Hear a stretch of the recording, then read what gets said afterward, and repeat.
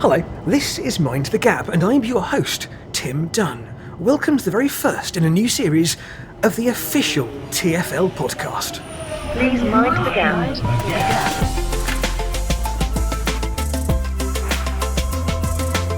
If you listened to the very first series of Mind the Gap, and if you didn't, go on, do go and download it now, they're just lovely. You'll have heard how every element of our transport network, from town announcements to architecture, is the result of over 160 years of dedication by staff and Londoners alike. But if there's one thing that cannot stand still, it's the transport system. It's always evolving to better serve the city and its people. This year, there's a really exciting project to help customers now and in the future, and that's going to mean evolution in real life and on maps of the London Overground.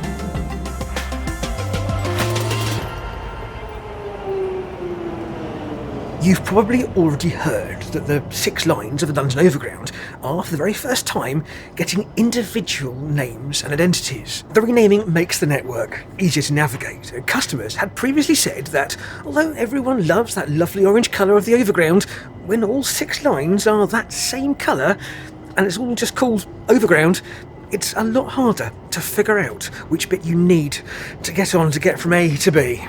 This project, at last, fixes that. Now, the individual 6-line names were chosen through engagement with customers, historians and communities, and the message was clear from everyone. Londoners wanted names that are specific to movements and moments and reflective of everyday people. Each episode in this series, we're going to do a deep dive into the meaning and importance behind each of the 6 names, and today we're on the line that runs between Richmond, Clapham Junction and Stratford. It's the new Mildmay line.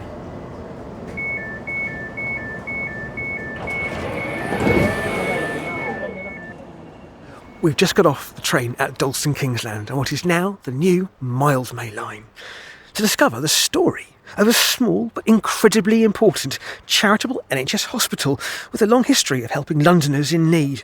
It was Europe's very first hospital for people with HIV and AIDS related illnesses. It's a place that Princess Diana visited 17 times, helping to turn the tide of public opinion, and a hospital that, since 1866, has been helping the people of East London and beyond, the Mildmay. We've just got off the bus from Dalston Kingsland to meet 3 people who symbolise the importance of this hospital in the fabric of London. Just off Columbia Road, this is a place where Londoners have always been looked after. I still remember the people's names, nurses who were close to me, who are no longer with us, and I'll never forget I'll never forget them, and never forget that they held my hand in such, small acts of kindness when I was getting better, and I just will never forget how integral it was as a place for me and everybody in it, that they were committed to making sure that people got better, That was Jason Reid, a writer, activist and AIDS survivor who was looked after by the Mildmay. He is someone who shows just how vital the work of the Mildmay is. We'll hear more from him later on, but first we wanted to speak to someone who can help us understand a bit more about the history that makes this hospital unique, and who better to talk to than Mildmay CEO Geoff Coleman. Hello, Geoff. Nice to meet you. Hello, Tim. It's good to have you here at Mildmay. Welcome. So the building we're standing in front of now was opened in 2015. The building that was on this site before was an old Victorian building. I did wonder. Yeah. Well, that's the thing, right? Because you walk up down the street, the first thing you think is, wow, this is a very modern hospital. Yes. It looks very new indeed. And I was thinking, hang on, this is dates back to 1866, and of course it's got a proud heritage. Yes, absolutely. So back in the 1860s, when the Mildmay movement started, it was because of a cholera epidemic that was starting in the East End of London, and a group of churches got together and they trained up a bunch of ladies who became known as deaconesses, and they were forerunners, if you like, of modern day nurses. Florence Nightingale was the deaconess, and they went into the East End of London At the end of that crisis, they kept them going because they realised that there was a need for those nurses and the work they were doing. And by about 1890, they got enough money together to build a hospital. That's when the first Mildmay Hospital was built. And it was on this site, was it? It was on this site, yes. Well, tell you what, I'd love to go and see more inside if possibly can. If you could be our guide, Okay, that'd be great. let's go through. Hi guys, it's right, we're just showing this team around and they're getting a look under the hood of Mildmay Hospital. Okay, you're welcome. Nice to meet you. Hi. This is William Ward, and we've got 14 beds on this ward. Is there a focus to what the Mildmay does now and the kind of treatment it provides for people? So for the last 35 plus years, we've been treating patients with HIV, and in particular HIV neurocognitive disorders. But in addition to that, since March 2020, we've also been treating homeless patients who have been stepped down from acute hospitals across the capital. Not all homeless patients, but quite a number of them will come to Mildmay for a period of rehabilitation. There's been a change in focus. Absolutely. We've been very, very fortunate to see the number of patients with HIV going down and down and down, and that's a great thing. But it means that obviously we reach a point where we have to start scratching our heads and thinking, okay, we've got to treat more than patients with HIV now, and so that's why. It's fascinating. You're still doing incredible work in the community and the people who need it most, right? Absolutely, yes.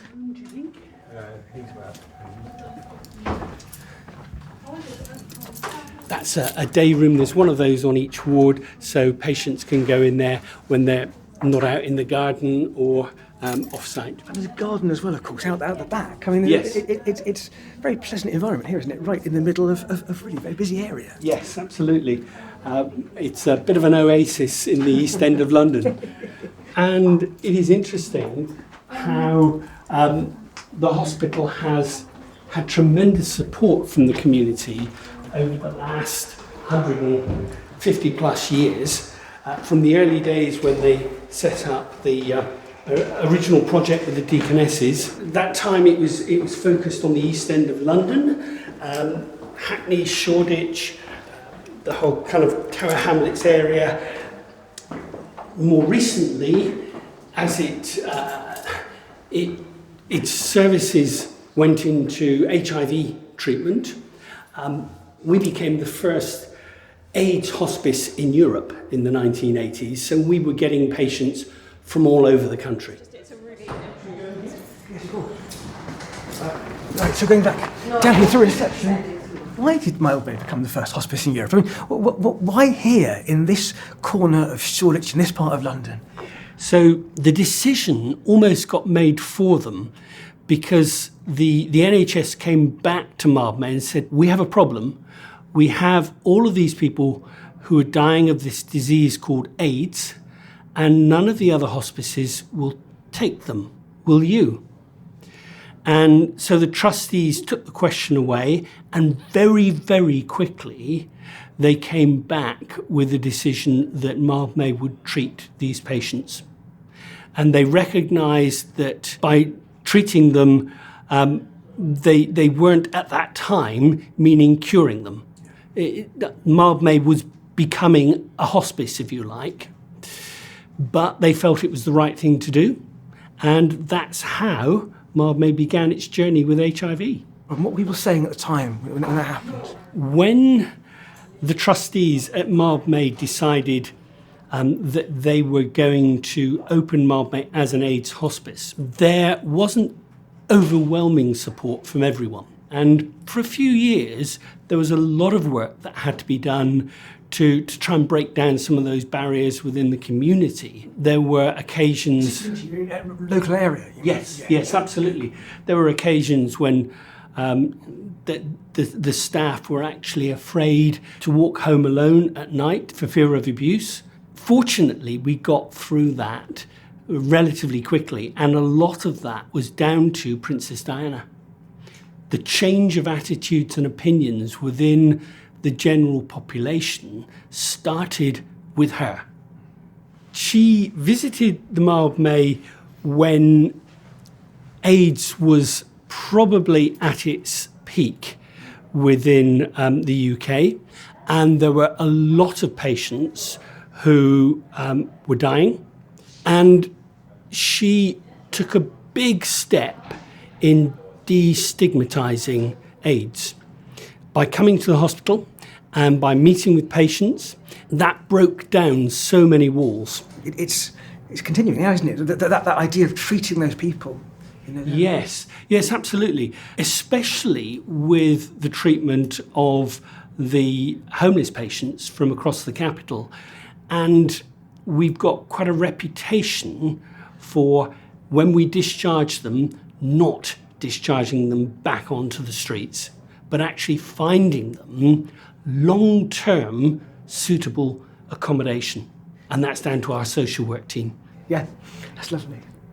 I want to know though, I suppose, when you first heard, moving on to today, actually, as the CEO, what was your first reaction when you heard that they were going to name an overground line after the Mildmay?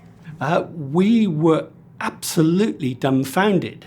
And it took us a little while to come down and realise that, wow, this was an incredible honour and a tremendous way of saying thank you to all of those healthcare workers who have gone before us over the decades, over the century and a half, who have carried out the work that Mildmay has delivered within the community, but in particular, the last 35 years where we've been delivering HIV services for London and the rest of the UK. So we're very, very grateful to be part of the London Overground's story going forward. We're coming aside from here at the hospital and sitting down on this rather squeaky sofa, but very comfortable, for a chat with Beverley. So I'm Beverley Nelson. I'm the lead social worker here and safeguarding lead at Mildmay. I've worked here for 14 years now. What is your work at Mildmay? Tell us a bit about it. So I'm the lead social worker. I am also safeguarding lead. I manage the homelessness project and the detox project. And I'm a practice educator. You know, we have 4 pathways here. The first pathway, our main pathway, is HIV, so that's the longest pathway that we've had. So more recently, we have been working with step-down homeless. So we have a number of step-down homeless coming from across London. Then there is a detox pathway. And then more recently, we've got a neuropsych pathway, which is step-down from a mental health unit. You've been doing this job doing a job at the Mildmay for about a decade now, I think. And what sets the Mildmay apart, do you think? I think we work here as a family. We're constantly talking about the patients, and we're constantly working with the nursing staff and what's happening on a day-to-day basis, looking at how patients can be supported in even the sort of smallest ways. So one of the things we do from a social care perspective is we provide patients, as soon as they come in, with a toiletry bag, you know, because you can't engage in stuff if you're not feeling, you know, clean, or you're not feeling, you know, so, you know, toothbrush, toothpaste, you know, shampoo, soap, whatever. So at least they can feel human on that level. What's interesting is I've known Mildmay as an HIV unit since its inception, because I live in this area. So I lived on the other side of the original hospital. And funnily enough, it's a place I've always wanted to work. Why is that? I don't know. It always felt comfortable. It always felt like home, even when it wasn't an HIV AIDS hospital. It was always home. It was very local. It was very community. And I think that's one thing that Mildmay has managed to keep, that we've always been very community and very community minded, and we've developed and grown along with the community. And I think we've always tried to listen to the needs of the community, the wider community, about what's needed and how can we help and be responsive to those needs. So hence the step down, hence the detox, and now help the neuropsych pathway. One final question. How will it affect you? And are you pleased to have had this named after Mildmay? How's it changed your opinion and thought about things? Yeah, I mean, I think it's an honour, really. I think it says something about the work that we do here. we try hard, and I think hopefully we'll continue to try hard to meet the needs of London. The work that Beverley and the team at Mildmay carry out really does change the lives of Londoners, giving them a second chance at life. One of those people is Jason Reid, who you heard from at the beginning of this episode. He arrived here in 2005 after suffering from AIDS-related illnesses that left him with neurocognitive impairments that impacted his ability to walk and speak. We sat down to hear his story, back here in the hospital that cared for him when he had needed it most. But what happened in the lead up to kind of So the lead getting up to getting ill, it was 2005, and I was kind of just in a routine of getting up every day, running the bar, going out, doing the same thing most days, and I had had what I thought was a cold, which kind of developed into a flu, and it just seemed to get worse and worse throughout the summer. Until I was, there was periods where I was waking up in the morning, I couldn't even stand up in the shower. I had to sort of sit on an upturned bucket when I was showering. Yeah, it was pretty awful. And yeah, I think moments like that kind of made me realise. And then one day I was just almost incapacitated. At the end of August, beginning of September, I went to the doctor thinking, this is just a really bad flu or something. And then the doctor just said, go straight to Royal London immediately. And that was it. So what I thought was a really bad flu wasn't. I was tested the next day and I was HIV positive, yes, with full-blown AIDS. They said that I had pneumonia and other complications that they were testing me for at the time, but I had pneumonia, so. I can't imagine what it must be like to receive that diagnosis. When I was in that bed and in that hospital, I kind of almost went into an autopilot, if you know.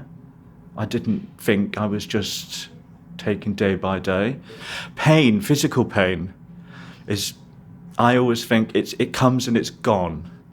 The mental health effects that I had to deal with for a few years afterwards was quite traumatic. It was very traumatic, and I had a lot of therapy. Mostly not even to deal with the being ill part, but to deal with the societal, how society perceives people who are HIV positive, who have had AIDS. So I went through a lot of therapy. And forgive my ignorance in how I might talk about this, because personally, in recent years, I've thought there isn't a stigma attached to HIV. No, absolutely, you're right. People don't think of AIDS anymore, do they, really? No. People think of AIDS, they think of the 80s and 90s and the AIDS crisis. And I make quite a point of saying I'm an AIDS survivor, because I've come from that point, and I know other people that have come from that point as well. And that's why when I speak about what I went through, I like younger LGBT people to understand how bad it was, so that we can always remember, people that before me went through hell and didn't come out the other end. I did. I was lucky, I was fortunate. That it's an awful thing to say, isn't it? I was fortunate, but I was fortunate to be HIV positive and develop AIDS during a time when medication was getting quite good. So what I had to do was fight off all the nonsense that was battling my body, like the pneumonia and the meningitis, and then get on the medication. It's a very good thing that we have got to that point where it's becoming almost something that's from times gone by. It's almost like a fairy tale, isn't it? But I believe that we kind of have to always remember the reality of AIDS and what happened, and that's why I always talk about it. And just tell a little bit what it was like then, at that time when you were admitted. Well, first I started in the Royal London Hospital, and every day was a different thing from the doctors. So it felt like a tsunami, like coming over you. So you get told you've got pneumonia, so you have to go on this breathalyzer, then you've got meningitis, and then had to go on drips of antibiotics, and then it was lots of other things. So it was kind of like just a constant tsunami. I didn't have time to stop or think or pause or The only time I got time to breathe was when I came to Mildmay.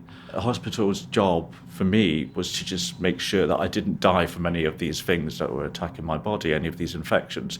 So it wasn't really about keeping you comfortable, it was about keeping you alive.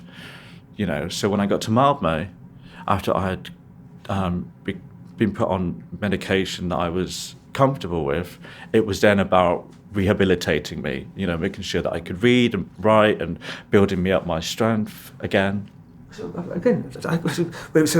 bouncing along, I'm trying to comprehend the effect of those illnesses on your body. Yeah. Must have been huge, and the treatment for that post-hospital is here at Mildmay. Yes. So when I came here, I had a form of AIDS dementia.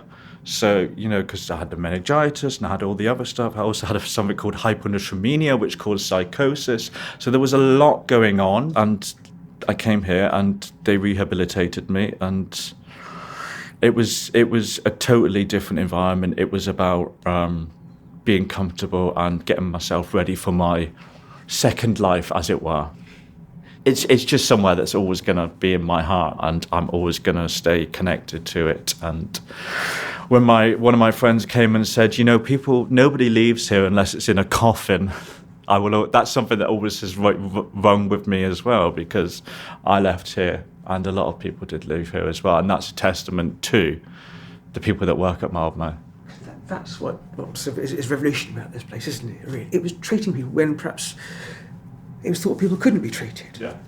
And it wasn't just about, Mildmay wasn't about treating people, it was about looking after people and giving them love and getting them on the road to recovery. And that's what I will always hold dear in my heart about Mildmay, is that it was that sort of a stepping stone from being extremely ill to getting back to life, So it saved my life, it gave me a second life. It really has.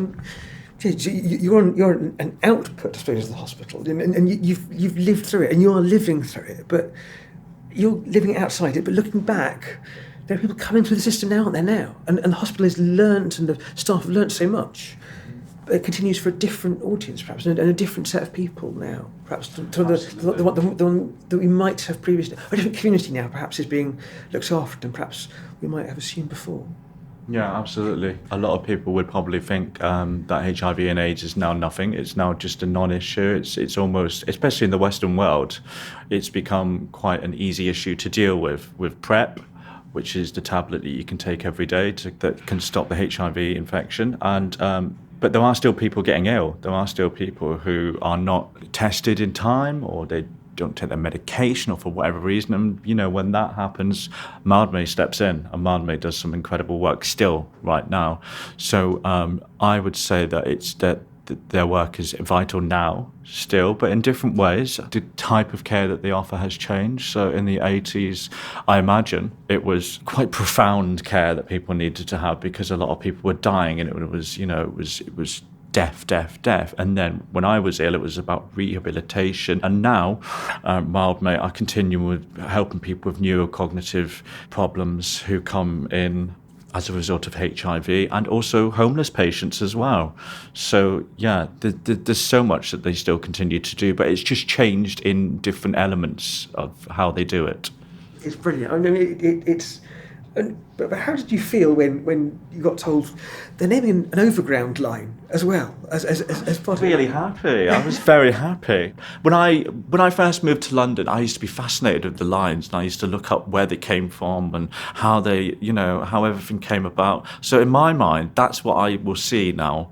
I will see people coming to London from all over the world, looking up Mildmay, thinking, wonder what that's about. Yeah. And then they'll find out about this wonderful place, about Princess Diana visiting, about people who survived like me, and the great work that they continue to do. So that's how I saw it. What do you hope people will think about Mildmay when they see it up there on the lines, on the diagrams, on the maps, on the stations as well? What do you think what are you hoping people will start thinking of when they see Mildmay? I will hope, and I will think that they will see that this little hospital, this amazing little hospital in East London, did so much good for so many people. It's hard to quantify how much good Mildmay has done over the years, but I think when people learn about it via the line, they will understand just how much impact it's had on so many people's lives, you know, all the way back from the beginning of the 80s and before then, you know. Just it's touched so many people's lives, and it's interconnected with the LGBT community. It continues to be interconnected with the LGBT community, and people like Miklos, who works here, continue to make sure that it stays in the spotlight. It's just a very, very special place, and for it to have a line is amazing. Like, this little hospital in East London is incredible, and I'm so happy. I'm very pleased you're happy about it, because I can see it motivates you still to come back and do this work, and you're quite excited about that.